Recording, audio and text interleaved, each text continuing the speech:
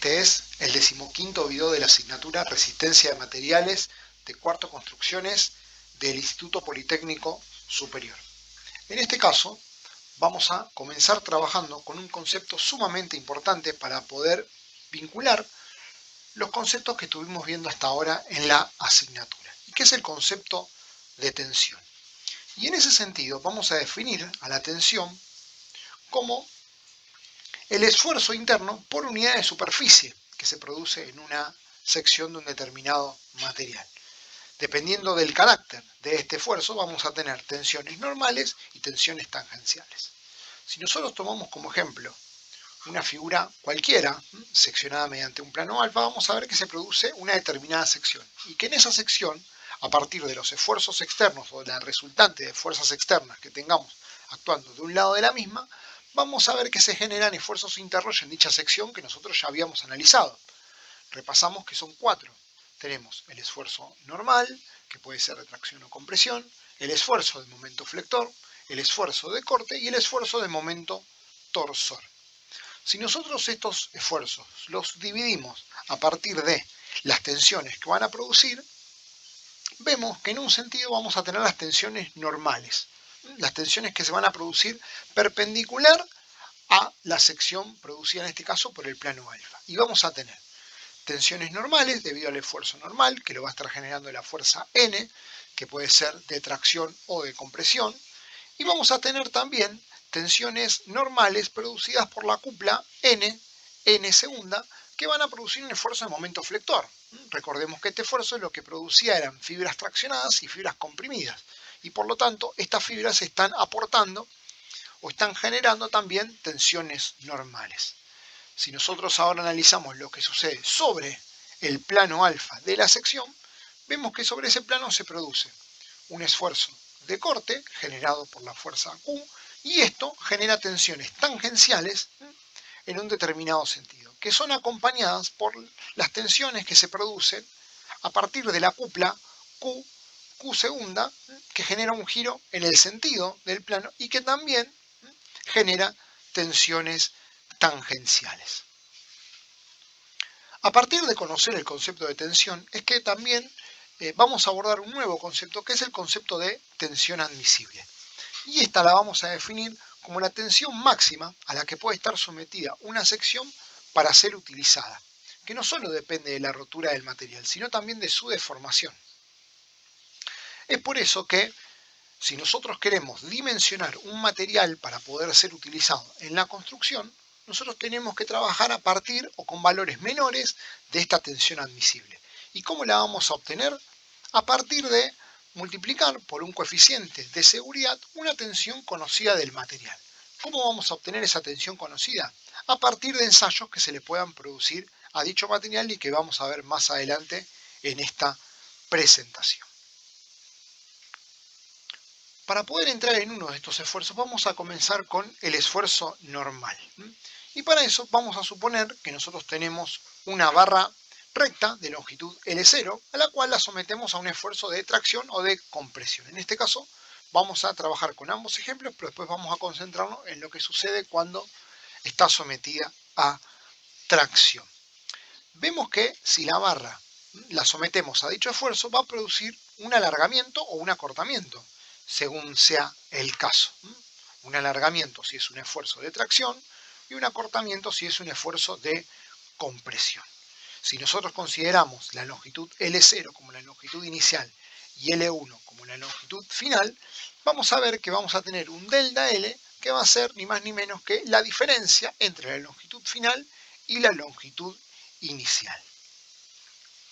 Como la deformación que se va a producir obviamente va a estar directamente ligada a la longitud inicial de dicho material y nosotros solamente queremos tener como referencia el material con el que estamos trabajando, vamos a definir entonces a lo que llamamos deformación longitudinal unitaria, al cociente entre la deformación longitudinal y la longitud inicial de la barra, o sea, delta L sobre L0.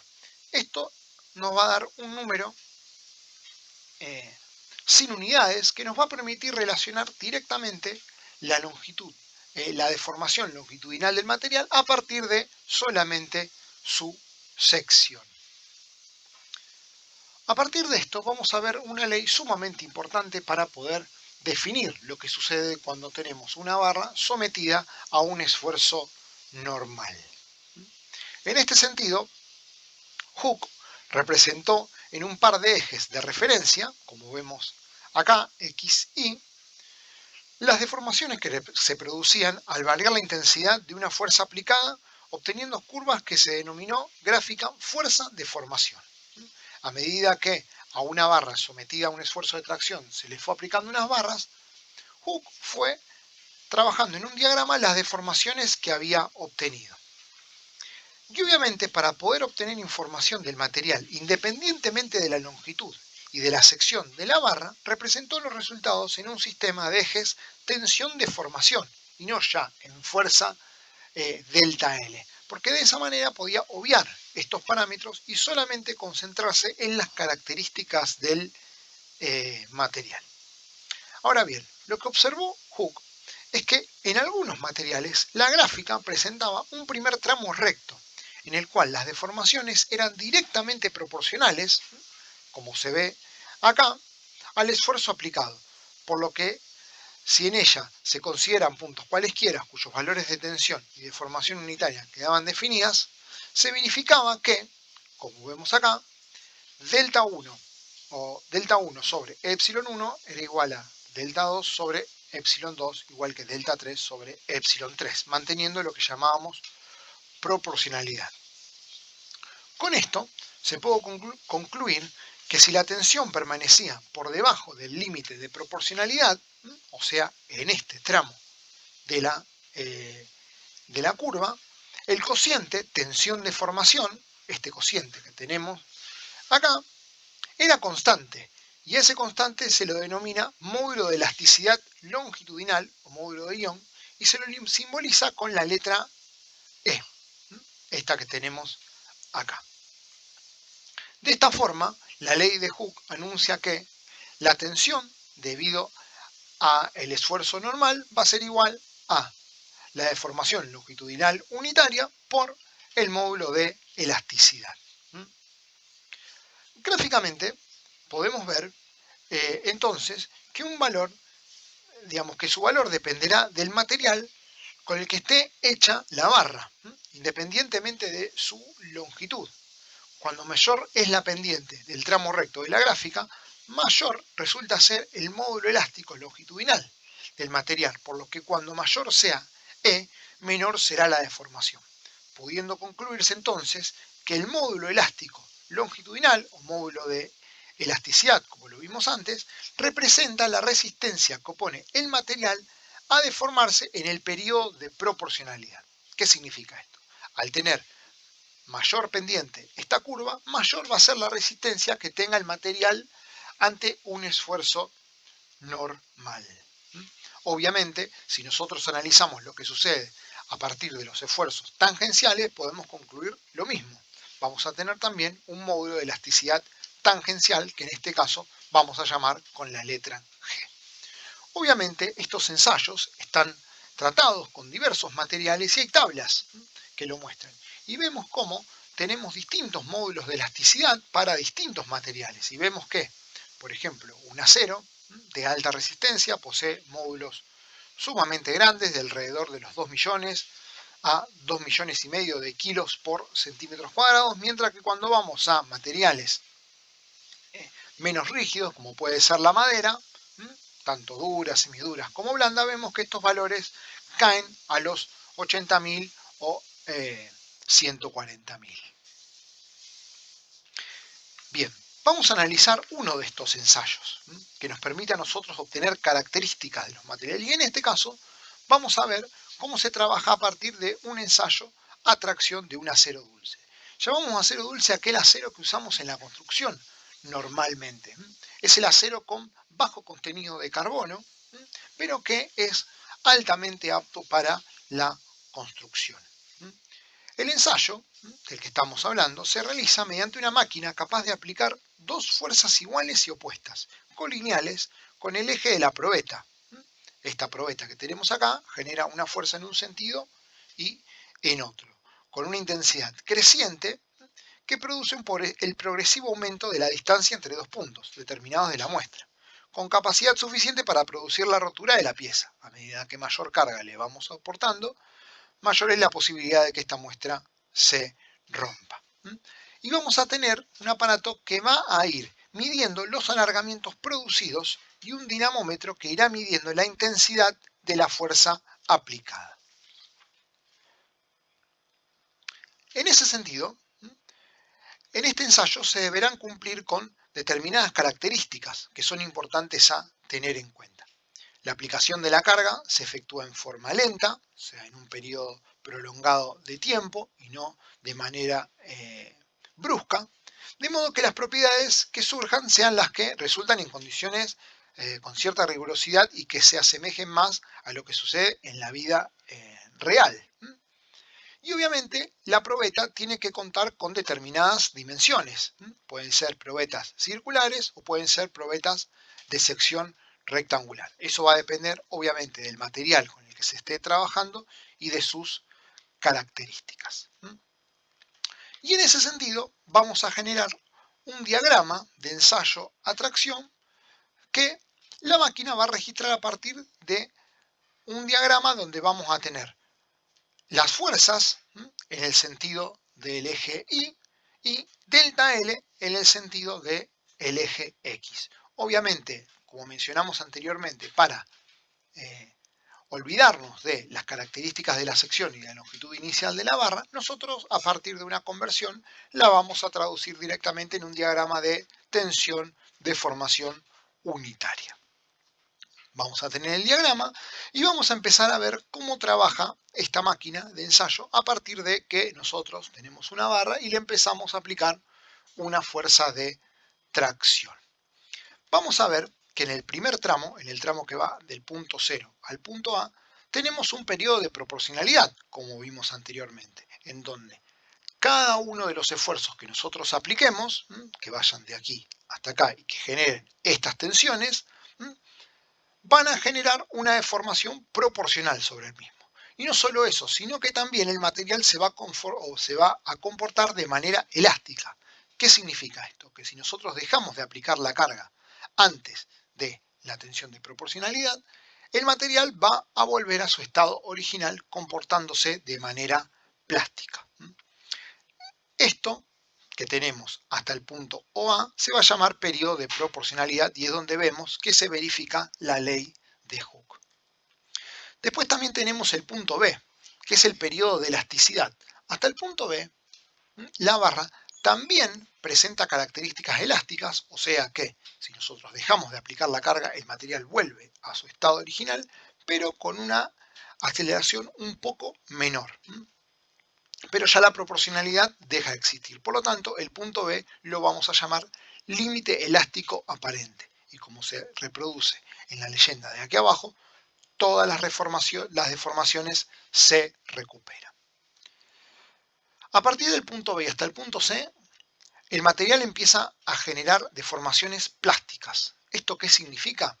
Que las deformaciones que se van a ir generando van a permanecer en el material aunque nosotros dejemos de aplicar la carga. Es por eso que es importante que nosotros sepamos cuál es el límite de elasticidad para no pasarlo cuando nosotros estamos sometiendo una sección a una determinada tensión.